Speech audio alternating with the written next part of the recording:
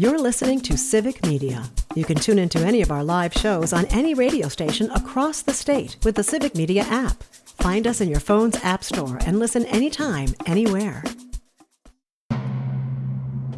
Trying to make sense of the world? You've got Nightlight with Pete Schwaba and Greg Bach. Call our toll-free number now. Headlines, culture, and real conversation. And now, our feature presentation. Here's Pete and Greg.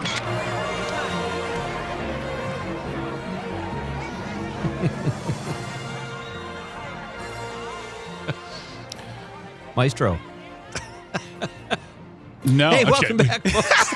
I didn't know if you were doing... Welcome back to Nightlight, folks. I am Pete Schwaba, and the laughter you hear, the exuberant laughter, is that of Greg Bach, who is sitting across the stage from me. My unbelievably talented co-host, Dom Lee, is working the board in Madison, doing the Lord's work there, pressing the buttons and getting it done. Thank you. How are you guys? How do you think it's going so far? I think it's going well. I felt a little off my game in the beginning of the show, but I feel like I'm picking up speed and I'm really, getting my train on the rails and other comparisons using words. I'm doing great. You're definitely back. Yeah. It is great to have you here, folks. It's a Monday night here at the Civic Media Network. This is Nightlight, and if you missed hour number one, you missed our conversation with Madison area music mainstay Robert J. Check out the podcast at civicmedia.us. All of our shows are cataloged in podcast form. You can check out those interviews and Greg and I ranting about the news and all kinds of fun stuff. We have another great hour coming up here, just kicking it off as we get started here. A great guest in Steve Burrows coming up at 6:20. Steve is originally from Milwaukee. He's been in L.A. for years. He's made films like Chump Change and HBO's Bleed Out, and he was a very successful improv comedian, stand-up comedian. And he's directed Super Bowl commercials. The guy's done it all, and he's one of Wisconsin's own. He'll be here shortly. What else, Greg? What am I missing? Jump in here, buddy. If you missed your opportunity or you want another opportunity to enter into our Break into Spring multi-state text-to-win contest, well, guess what? We have another opportunity in the 7 o'clock hour. After the show is over, still tune in. Stay here on Civic Media. We're, we don't shut the power off when we leave. But you will get another keyword, and you will be able to enter in for today's chance to win $200, get entered into the big grand prize drawing for a mattress set from Burrows. And then we begin the whole thing over tomorrow at 7 a.m. with 7 more chances. And this goes until the end of this week. So, folks, think about that. 7 times 7 times, that's a lot of entries. Do that math in your head. A lot of entries. Every single entry. You don't have to win to be entered either. You enter to win $200, and then you are automatically entered in to win the mattress set. So, again, stick around for the 7 o'clock hour for your chance to win $200 in the Break into Spring text-to-win multi-state contest here on Civic Media. Oh, yeah. Can you imagine winning Thanks. a brand new Verlo mattress and $200 cash? That's a great day. I'd be amazed. Have you ever won a contest like that? Like, have you ever won anything? So. No, okay. I think I won like at bingo when I was Still 25 and my high school friends and I were all home and we went to play bingo with the old folks. And I think I might have won like $6. That's all I'm working with here as far as contests go. It's $6 more than you had, correct? Correct. It was a win. I put it in the W column for sure. I won a bike once. Whoa. Oh, that's a pretty good one. Yeah. I didn't fix this contest. I didn't cheat, but I certainly exploited the rules, which was you can enter as many times as you want. So I did. Hundreds of times. Oh, wow. To the point where the restaurant called me and said, hey, it's so-and-so from the restaurant. Yeah, you won. I'm like, I know I did. I think anytime you preface something by saying, I didn't cheat. I didn't cheat. That would be kind of assumed, especially what I know of you, Greg. You seem like a reasonably honest guy. But you kind of put some doubt in my head there. But, I did not cheat. I am not a crook. I'm not a crook. Not a crook. Hey, I think what we should do before we read some text is get back to the basics and remind people of our very cool question of the night. There you go. Let's talk about the question. Okay, question. Question. Question. Pregunta. Question. Question. Hey, I have a question. Questions? This question. Domanda. Question. Question. Questions. What is the best or most exciting or just your favorite sporting event in America? We are in the middle of, not in the middle, we just started the NCAA tournament. And that actually, the first weekend of the tournament is my favorite. That's when there are so many games you can't even keep up. There are upsets and there's drama and great stories behind the players and coaches and universities. It's so much fun. That is mine.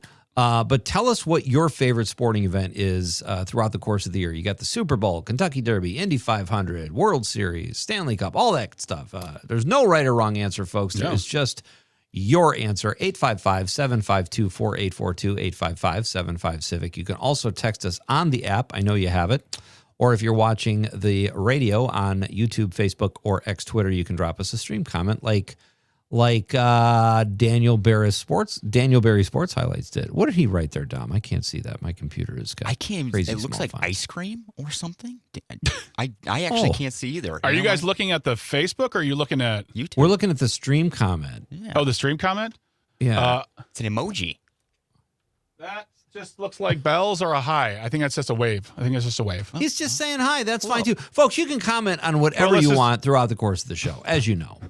It's great to have you with us either way. It looks like 2 beers. Cheers. And that's right under that is Terry Barr with her hearts. And Terry referred us to Stephen J., which was very nice of her. Thank you, Terry, for that. I didn't even realize that Terry was Barr. Terry. Yeah. Hi, Terry. We miss you. Let's see if she says something back. We've got text to read. We're having a lot of fun here. Steve Burrows is coming up very shortly. Should we get to the text, Greg? What do you think? Let's get to the text. All right. Why don't you do? I pulled some off the text line because you know when we do these contests, as fun as they are, we have to. It's like doing surgery, pulling the question of the night text out. So I've got those. If you want to alternate, you could do the social media ones. Sounds good. I will get the social media. You take care of text line. Go ahead, my friend. Let's go. Let's not waste any more time. The kidding around is pretty much over. We've got Robert from La Crosse says World Curling Championships in Salt Lake City next week. Robert apparently did not get enough of this during the Olympics. And you know what? I have to admit, on opening night of the Olympics, my wife and I were excited to watch the Olympics. We thought we'd get like speed skating, ski jumping, whatever. It was curling, and we were bummed out. But the more we watched it, it looks like there is a science to it, and I think it's kind of cool. Yes, sir. Of course, there's a science. It's a deep science. It's very strategic, and you have to have. It's almost like pool in a sense where you'll say like I want to put the stone here, but I have to do these other things to make it work. Like I said this before when the Olympics started. Jimmy Kimmel made a crack about curling, and I got really upset about it because he tried to treat it as like, oh, it's just a bunch of podunk country folks throwing a rock down some ice. No, it's actually pretty intense, and you got to be pretty in shape to do it. If you've ever seen someone sweep in front of a stone, I dare anyone out there before you make fun of it to try to do that and just tell me how your shoulders feel the next morning. So curling, it's slow. Yes. Very slow. You're like, okay. But I love it. I love the intensity people have for curling when they play it. So do you think that people who are curlers are better sweepers domestically, like cleaning up the kitchen? You think they bring any of that expertise to their domestic Definitely. duties? I think, yeah, definitely. Without a doubt. Dom pounced. Greg is still thinking about it. I love that. Well, I'm just thinking about the fact that maybe they might even think to themselves, I got to save the arms. Someone else has to do this. These are championship shoulders and these triceps got to work for the goal. They're not trying to clean up the kitchen. Someone else did. That's why I had kids. Clean up the kitchen. So we've got Monica in Mount Horeb says the Lucha Libre is my favorite sporting event. It's ridiculously over the top and fun in person. I have to admit, my knowledge of this is through Jack Black and Nacho Libre. Is this a wrestling event? Yeah, so it's Lucha Libre. I think so. Lucha. It's pronounced Lucha Libre. Oh, okay. And it is traditional Mexican wrestling. Let me repeat this. Let me try this again. It's wrestling in the traditional Mexican sense where they wear masks. and Of Lucha course. Okay. and Lucha Libre is also, I would say, even more entertaining than watching WWE or AEW because there's so much more athletics and high flying stunts happening that when like Lucha Libre is built to purely entertain, and you are going to walk away mesmerized by what these individuals can do. So yeah, Lucha Libre is a fun night out. It is wild. You will scream your brains out. It sounds like a nutty night out in the town that I'm all in favor of. We've got Matt on the text line just says, too old and busted to play anything. Well, with that attitude, yeah. Well, that's why I do not. I feel the same way, Matt. I'm not playing it. We're just talking about it. You can I certainly love. I love watching the Grand Slams in tennis. I like watching tennis a lot, but the Grand Slams, especially the U.S. Open, there's just so much excitement there. And then, baseball, the World Series. Even when my team isn't in there, which it's never been since I don't know how old, but yeah, baseball and tennis are the ones I always gravitate towards. If like this weekend, I watched some golf and I couldn't believe I was like, oh, I'm interested in this, but then I moved on. Dude, I'm totally with you there. Anything that comes down to like tennis, when they go and it's love and it keeps that's really tense. A golf putt. I don't watch golf. I don't play golf. Yeah. I'm not even sure it's a sport, but it is pretty doggone exciting when it comes down to a putt. Love any Game 7. Love the NCAA tournament. Dom, did you answer this question? Yeah, I have an answer. I really like soccer, so I would say MLS Cup for me. Easily MLS Cup. Yeah. We have some text messages here. Jeff Schmidt says the Stanley Cup playoffs. A Mr. P. Schwaba says NCAA tourney, pound for pound, the best sport drama and stories. Tim Baker on Facebook says playoff baseball, Game 7 series, the best. And Boris Hamilton, the Red Bull soapbox race. Okay. I am not familiar with that, but Boris is a good dude. And then Pat Francis says the Pinewood Derby. Good reference there. Good reference. Good reference. Brett in Brown Deer says my favorite sporting event is any championship tournament that my team is still in. Great answer, Brett. That makes great sense, too. That's true when you have a vested interest. And then, this is interesting. Okay, Cam said a 1995 Dodgers game, Disco Demolition Night, is my favorite because it caused the game to be forfeited. He's talking about at Comiskey Park. Greg, you must be familiar with this. And that's from like the late 70s, actually. That was Disco Sucks. Yeah, radio host Steve Dahl organized it. They blew up records. They had to cancel the game. People from the stands went on the field. My buddy Rich Brown to this day says he remembers standing on the pitcher's mound smoking weed and taking in all the chaos around him. That was insanity. And I have to be honest, when I was a kid, my aunts and uncles all went out disco dancing and there was disco everywhere. I kind of liked the music. I didn't understand it at all. Well, the thing is, it took place on July the 12th, 1979 in Chicago, and there was a great article I read a long time ago that said that whole thing, and the DJ completely denies this, but the basis is it was really based on a lot of racism and homophobia because, when it comes to disco music, that is an art form that came from the clubs, specifically gay clubs. So like I read an article and watched a short documentary about the origins of Disco Demolition Night or Disco Sucks Night at Comiskey Park. But I remember those scenes growing up as a little kid, like people running around like this smoky Comiskey Park trying to get themselves together. And the White Sox are like, yeah, we're done. We're done for the night. You ruined it. So thanks. No baseball. Nobody gets to have any fun. No. All right. All right. Don't go anywhere, folks. When we come back, we'll be talking to filmmaker Steve Burrows right here on Nightlight with Pete Schwaba. Got any questions? Feel free to call in. Text 855-752-4842, 855-75-CIVIC. Leave a comment on the live stream. We are on Facebook, YouTube, and the platform we still call Twitter. Still lots of Nightlight here to come. Join us. You're listening to Civic Media. You're listening to Civic Media. Stay up to date on the latest news and information for your local community and Wisconsin by signing up for our free email newsletter. Visit civicmedia.us/email to get started.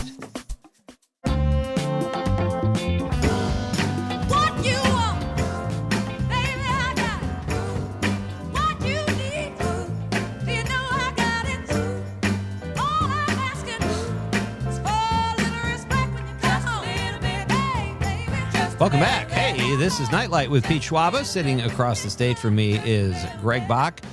Dom Lee Domley working the board in Madison, holding down the fort at Civic Media HQ, if you will. Crisis averted, guys. We have got our next guest. I am so thrilled. Every time he's on the show, I love it. I'm excited. Greg and Don both get to meet him now. He is a native Wisconsinite, more specifically Milwaukee. He is the creative force behind such films as Chump Change and big time, I believe, Super Bowl commercials too. And he is most recently very famous for his outstanding documentary called Bleed Out, which you can catch on HBO. It's been there for a couple of years. But if you want to see it with a crowd, which is always more desirable when it comes to movie watching, we're going to give you some information on where you can see it right here in southern Wisconsin this weekend. It is my pleasure to welcome the very talented and just an all-around swell guy, Mr. Steve Burrows. Hey, buddy. Howdy, everybody. How's it going? Good. Great. How are you this evening? Great. Thank you so much for being here. I'm thrilled to be here. Love you guys and appreciate you having me on.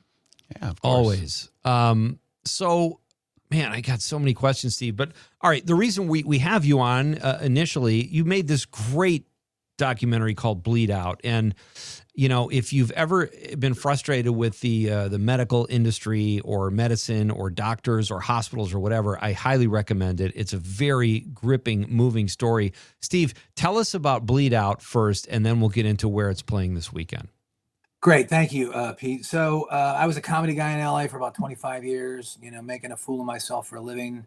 TV, movies, commercials. I was on Super Bowl commercials. Always the idiot, always the guy that never got the girl, never got, you know. And I was typecast, and it was fine. Life was good. And then my mom, back in one of my Super Bowl commercials, I'll just tell you real quick, was for Selsun Blue dandruff. I was the guy that 100 million people thought had dandruff, and by the way, I did. It was one of the so. Life, it was just a great, nutty, weird life that I was living. And then my mom back in Milwaukee, a retired school teacher, went in for a routine partial hip replacement and came out in a coma with permanent brain damage. And my uncle's a doctor, my aunt's a nurse. I flew in, I became power of attorney. My uncle got the medical records. He looked at this one page and he said, this has been falsified. And that sent us on a 10-year journey of trying to find, number one, take care of my mother, and number two, try to figure out what happened to my mother.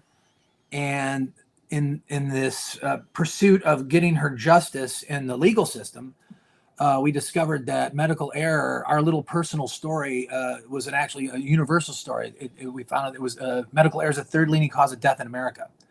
So we just stayed on it. I shot the whole film on my iPhone. I actually went undercover with a spy pen. That was great. That's actually one of the reasons why it's an HBO movie. Wow. Because I was getting the runaround for years, but a certain doctors were telling me one thing and another, and then I decided to just I did the radical thing of trying. I just wanted to do what was in my mom's best interest, and I wasn't even sure how to work this little. It was like a little spy pen thing. I didn't know know if it worked.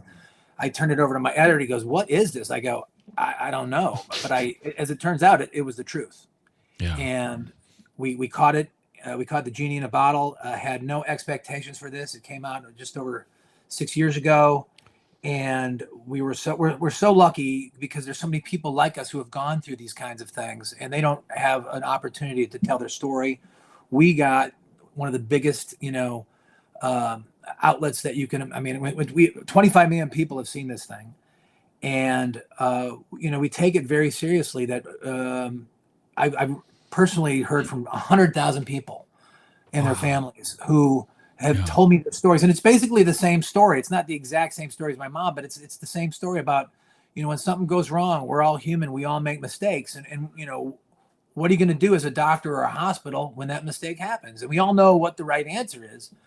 It turns out about half of them do the right thing, half of them don't. And the most unexpected thing out of this film, this little tiny film that we made, is that it started to continue its upward trajectory by we started getting calls from medical schools and nursing schools and universities wanting to show this film to their medical students as teaching curriculum. And I'm like, I'm the guy with dandruff on the Selsun Blue commercial. I am not. I am not I'm not a doctor. I'm not an attorney. I'm not a nurse. I don't know much of anything. But for whatever reason, our little story, we caught it live. And when you watch the film, it takes place over 10 years in about 90 minutes. It takes place over 10 years, and it's an insane journey that apparently happens every day here in America. I have a question for you, but I'm going to wait for it because we go to break in a few moments, okay. and it's going to take a little bit longer. But I do want to say this is that to me, HBO is a network that has a certain amount of gravitas for me personally. Yes. If it's a documentary on HBO, specifically nowadays, if it's a stand-up special on HBO, I'm like, this has to be of some quality because HBO does not just hand this stuff out regularly and to anyone who wants it. So to me, the fact that this is on HBO has a certain amount of pull. And it even says on your website that, according to your website, it says that it will be on there for another year at least. So that's good. People can continue to see it. They renewed it 4 times, largely certainly due to the public being so far behind us. But really, the thing that's given us that second booster has been the medical community, because we thought that the American medical community would not respond to this movie. When you see it, you'll see why. But it was just the opposite. They're like, and I knew when we actually pitched the movie to HBO, we walked into this woman, her name's Sheila Nevins, and Pete would know this. When you pitch somebody, most people in showbiz can say no. They have the ability to say no. Very few can say yes. I walked into Sheila Nevin's office, and it was like she had like 15 Oscars. And hey, Steve, let's pick up right there. Yeah. I want to hear the rest of this, but we got to do the news. We're going to come back, and then we'll also tell you where you can see this outstanding film this weekend. Steve Burrows is here, folks, a native son. We're coming right back. This is Nightlight with Pete Schwaba and Greg Bach on the Civic Media Network. You don't have to worry, for taking care of business is his name.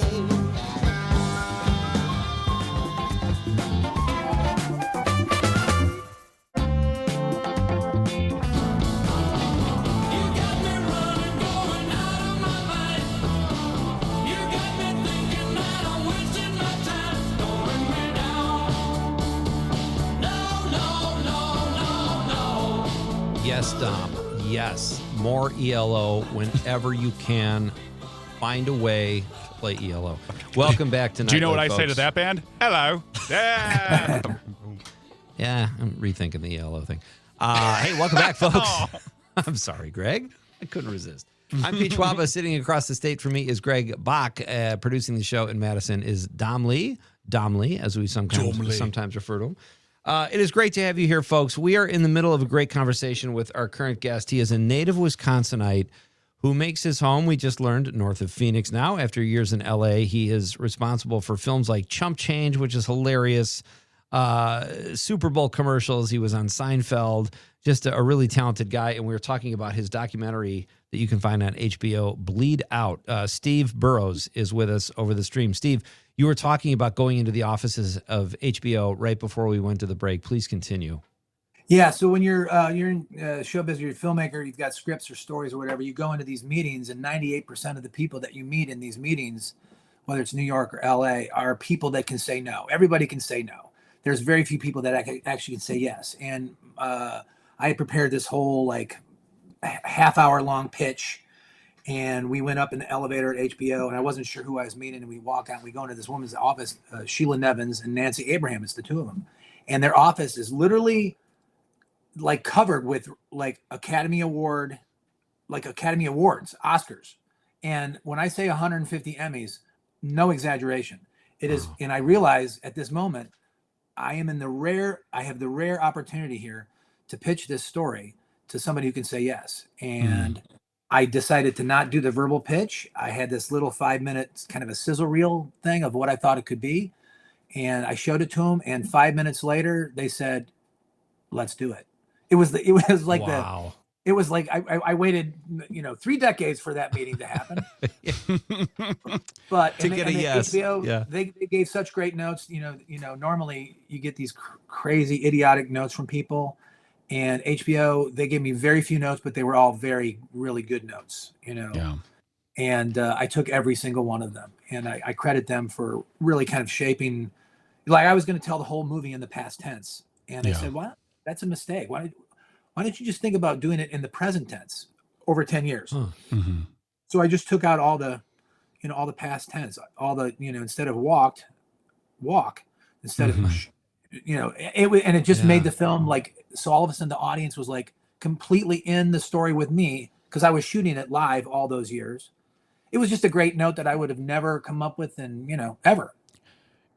I hear that story all the time. When you watch documentaries about movies or TV shows, you hear these horror stories of executives coming to set or being part of the process, handing notes that are just ridiculous.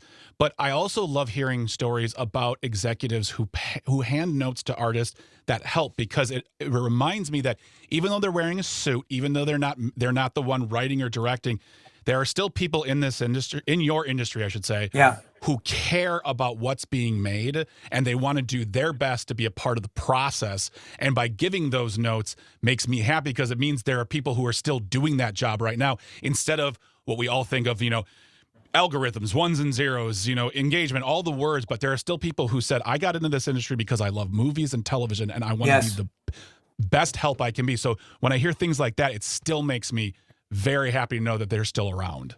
Yeah, our first film that Pete mentioned, Chump Change, was literally about my worst experience in show business, in basically development hell.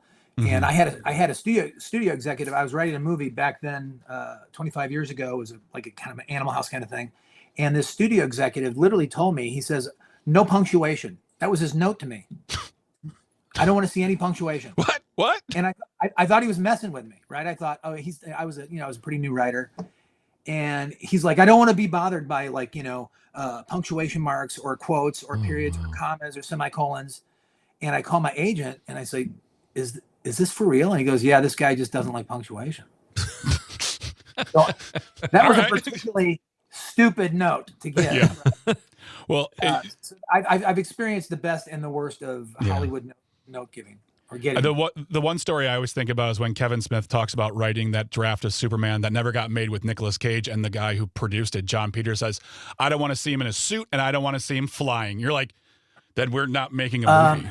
We're not making a movie about Superman then. But yeah, I'm sure there are millions. I'm sure, Pete, you have tons of stories as well about notes where you're like, hey, it'd be really good. You're like, go ahead, tell me what you think would be really good. And then you just chuck the note away. It's so weird because you get these notes, and Steve, I don't know if this has been your experience, but at first you're like, this has to be a joke. So you sit there with this blank stare for like 5 seconds. You're like, oh, this guy's serious. So and you got to get through the meeting. You don't want to piss people off, but Steve, where can people? All right, so the whole reason you're coming to Wisconsin is to show Bleed Out, this great movie we've been talking about. Where can people see it, and are you going to do a Q&A? Yes. So we are, we have been chosen to be the closing night film a week from last night at the Beloit International Film Festival. Wow. And this film festival is just a terrific, eclectic, it's a film festival. It's got over 100 films, longs, shorts, documentaries, fiction. If you go on their website, it is astounding the amount of work that they're showing in the next, they start on Wednesday. And we'll get there Friday, Saturday, and Sunday. But I couldn't believe the quality of these films. Mm-hmm. We feel so lucky to be able to. I love to be able to show this film because you can obviously see it on HBO, but you can't normally see it on the big screen. So we're in the big theater there, in the Wilson Theater at Beloit College, and I've had the opportunity to screen this thing over the past few years on the big. There's nothing, as we all know. I know I'm going to sound like the directorial idiot, but boy, there's nothing like seeing a movie on the big screen. And my movie, Bleed Out, was poorly shot, right? Poorly recorded on this iPhone. Like I said, I had no idea what I was doing. And I thought HBO would not really be into the lack of quality. And they said, we don't care about any of that. It's content. Wow. It's the story. We'll make sure that people can see it and hear it. Mm-hmm. So when we first showed it on the big screen in New York, I thought it was going to be a disaster. It was just the opposite. It's just so the thrill of being able to come back home to where the movie was made in Wisconsin and show it for Wisconsin audiences in ways they've never seen it before. We can't wait. And there's going to be a Q&A afterwards. Yeah. They've warned me that the Q&As go deep, and I'm like, love it. You can ask us anything. We just can't wait to get there. So yeah. I think that, I think you're doing something right now, Steve, that's typical Midwestern, where you've done this thing that people love and you are trying to be like, I don't know why. It was filmed on an iPhone. It doesn't sound good. I feel like if anyone said that to you, Steve, you'd be like, oh, it was a film on an iPhone. It doesn't look good. Like, yeah, but HBO bought it. So what's your explanation there? So that's what I'm saying to you. It's a good film. People like it. It looks nice. Yeah. But thank you. The question I have, though, for you is, it goes back to something you said earlier in the previous segment, is that that medical schools have been showing this to students, and that raises the question of what kind of pushback, you've gotten, and you said you were surprised by the embracing that they've taken towards this documentary. Yeah. Has there been pushback from people in the medical field, or if so, is that like the insurance side or the administration side? But what do they seek to achieve when they show it in their classes? They're saying, like, watch this. This is how you can become a better doctor. Don't do what they're doing. Do this. But like, what kind? That's wonderful to see. But was there also pushback at anyone in the industry as well? Well, I'll take that question first. Yeah. We expected there to be pushback. In fact, HBO, they took a full year.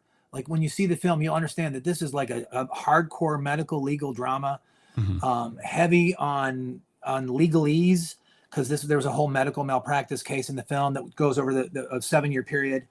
And HBO took a full year before they released the film. They took a full year to legally vet every single second of this movie. Wow. I had to prove everything we said. So there's a moment where doctors were replaced in the intensive care unit by a camera in the corner. And there was no doctor there. There was just a nurse, and the camera was out by the airport. And there was one doctor out by the Milwaukee airport watching 160 patients like my mom in a coma, and the cameras weren't on. So HBO said, you can't just go out there, man, and just say there are no doctors in the ICU and replaced by cameras that aren't on. You're going to have to prove it. And we could prove it. We had all the backup. We had all the evidence. We went through the entire trial, etc. There are moments like this in our story that are, the HBO lawyers have seen it all. They did the Woody Allen thing, and they did the Michael Jackson thing, and the Scientology thing. And I said, are you guys worried about us? They go, no, we got this. We got it. Yeah, they worry about John. They worry about John Oliver. That's who they worry about. And by the way, that our lawyer is his lawyer for the show, so we know that they're legally vetting him every week when they do that. So when the movie came out, the HBO lawyers told us, be prepared for anywhere from 12 to 15 lawsuits. Wow. It's coming. And we're like, because we're just Steve and Margot, the Burrows of Hollywood, just the two of us, but we had HBO. And they said, no, don't worry about it. And because we did the legal vetting, and we had all our ducks in a row. We told the truth, and everything was backed up in triplicate. Take a guess how many times we've been sued since this movie came out. I want to say 0 to feel good, but I also feel like I should say 100. I like Pete. You want to guess at all? 10. 0. Yeah, you did it. Nothing. Wow. It was just the story was rock solid. It was vetted to the nth degree. And the reason, now I'll circle back to your second question, which was your first question. I think the reason that the medical student or the universities and the medical schools are seeing it is because when you see it, it's in present tense. You go through everything that my mom and our family went through. And these medical practitioners who all went to medical school and nursing school, the doctors who run this, they are horrified, absolutely horrified and embarrassed by the care that my mother received. And I think I'll try to answer your question by quoting, we recently did something at the Mayo Clinic, and there was this young oncologist who looked like he was 14 years old. He looked like a baby, but he's a cancer doctor. And he came up to me and he said, and he had tears in his eyes at the end of this thing. And I'm sure he was probably like 27, 28, something like that. He said, I just want you to know that watching your mother go through what she went through has forever changed the way I'm going to practice medicine in my entire career. That's and amazing. That's great. I told that dude, thanks, man. That you just made the last 10 years worth it in one sentence. it's like, what are you going to do? What they do is they show, I think all these medical schools and universities show their young charges, because you'll see in our movie, there were unbelievable medical mistakes made. And you got to make a decision as a human being or as a hospital or as a corporation. What are you going to do? Are you going to go this way or that way? And the place, like, we're going to Georgetown. I don't know how much time we have, but we're in 2 weeks. We got we're about going to 30 Georgetown. Seconds. Georgetown University Medical School. We're going in 2 weeks. Their last speaker was Dr. Fauci. We're like, what? Come on. No pressure, Steve. No pressure whatsoever. So, like, have you guys seen the film? I mean, we are not. Anyway, but they're doing it for that. They want to make sure that, because if you make a mistake and you have the opportunity to be honest with the family and correct it, then the same mistake won't be made again, and healthcare gets better and everything gets better. Yeah. Steve, we're out of time. I'm so sorry. I had new chump change questions for you, but we'll do that next time. Steve Burrows, thank you so much. We're coming right back. It's Nightlight. Thank you, guys.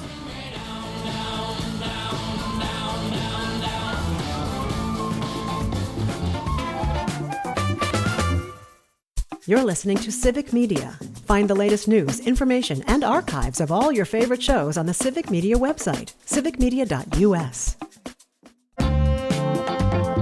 Welcome back to Nightlight with Pete Schwaba and Greg Bach here on the Civic Media Network. My name is Greg Bach here in Radio Park in Racine, all the way across the state, live and in charge in Christmas Town, 2015, USA, Marinette, Wisconsin. I'm trying to make it work for you, buddy. I give Pete up. Schwaba. Christmas City, USA. I cannot stress this enough. I'll write that down. Hold on, I'm writing that down. I'll bet you will. Holiday Extravagazaville 2014. Oh, I like that, actually.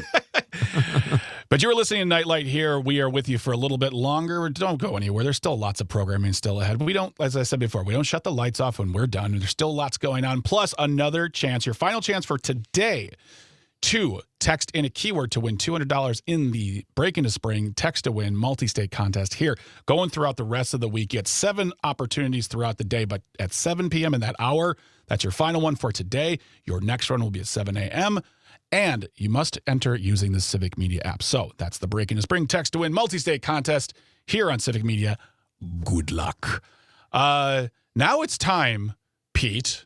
Yes. For a little portion of the show we've been doing for a while, but we haven't really concreted it down. We've been workshopping it kind of. Exactly. It's like a Broadway play, or those sets Correct. you do on the road. You're like, oh, I got a cool joke I want to do tonight. We've been polishing, but now it's time for a section of the show we call the Nightcap. There we go. I was giving it some dramatic. No, I thought maybe you spaced out.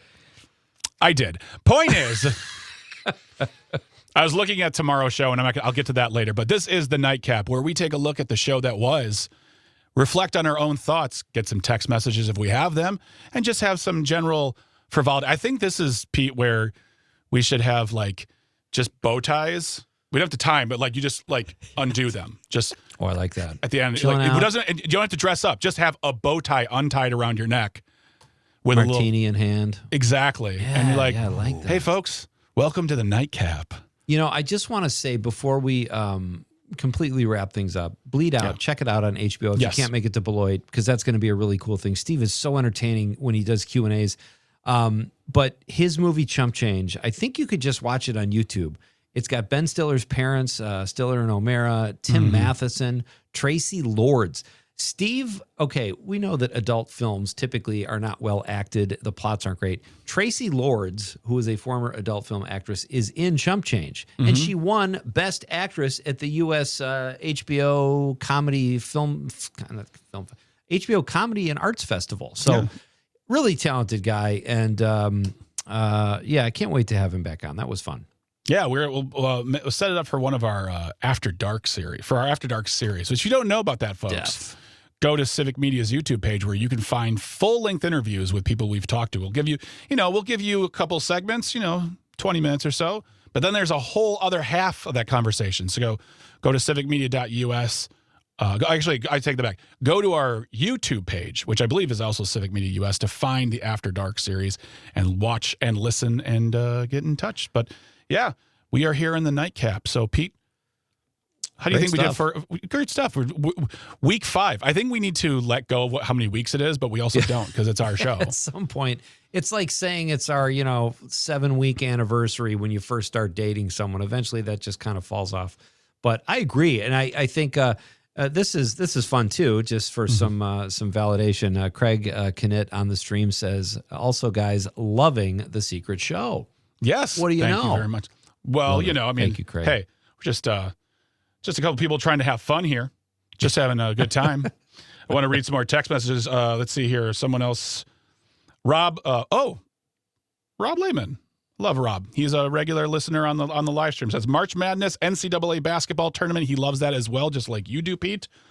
He's up in Tigerton. Rob in Tigerton. If you're listening to this, Rob, drink your water. You know what I mean, Rob. Drink your water. Oh, I love an inside joke like that. Not a joke. It's not a joke. It's an inside medical advice. Oh, dear. Oh, no. Yeah, he needs to drink more water. Well, good. Well, thank you for the text either way. Yeah. Well, hydrated or dehydrated, it's great to hear from And we've got, and Matt in Eau Claire says, love the afterglow idea, Greg. There you go. All right. Well, I think he means nightcap, right? Well, or it means after dark. I have no idea. I just had a good idea. It wasn't my idea, Matt. We all thought of it together, but I'll take credit. But very much appreciate everyone who called and texted. Tomorrow's show, we've got Kevin Dospoy, who is the director of Forward Analytics. He'll be here talking about Wisconsin's struggling economy. And then in the second hour, Greg, am I pronouncing this correct here, Pete? Yeah. Schwemm. Greg Schwemm, writer of the syndicated column Hotel Humor, will be here to share some of his latest observations and absurdities from everyday life. So Greg is I met Greg doing stand-up in Chicago years ago. He had just moved to Chicago, which I think is where he was from. He was a news reporter in Florida who kind of chucked that career and went the stand-up route and did really well. And now he's got this Humor Hotel column for Tribune Media Services and great observational stuff. Love talking to Greg and breaking down his articles. So we'll do that tomorrow night. That'll be fun too. And you brought up that point of like someone who says like, we've been dating for 7 weeks or whatever. I always would tell new comics, tell the audience it's your first time on stage if you want to. That's fine. You'll get claps. But stop after that, because you'll have people who will go on stage and be like, it's my 14th time. It's like, stop telling them that. Yeah. Just stop saying that. Just nobody cares. Nobody cares. And if anything, they might think, he should be a little further along. Exactly, right? Exactly. It's my 14th don't know how long time. It takes. You just started comedy yesterday. Well, I do comedy in New York, and there's a lot of microphones. So, Exactly. All right, folks. On behalf of Pete, I'm going to say thanks to Dominic, to Tucker, engineering and traffic. Without them, none of this stuff works. These microphones don't work.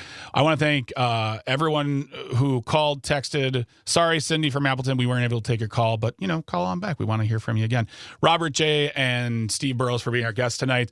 And we just appreciate all of you for being a part of this. Without you, there is no us. Don't go anywhere. Stick around. There's plenty of more coming up on Civic Media, including your chance to enter in the 7 o'clock keyword in the Break in the Spring Text to Win contest. But that's for you to do. Get that Civic Media app. Download it. Stick around. Be patient. You'll get that word. Good luck to you. All right, folks.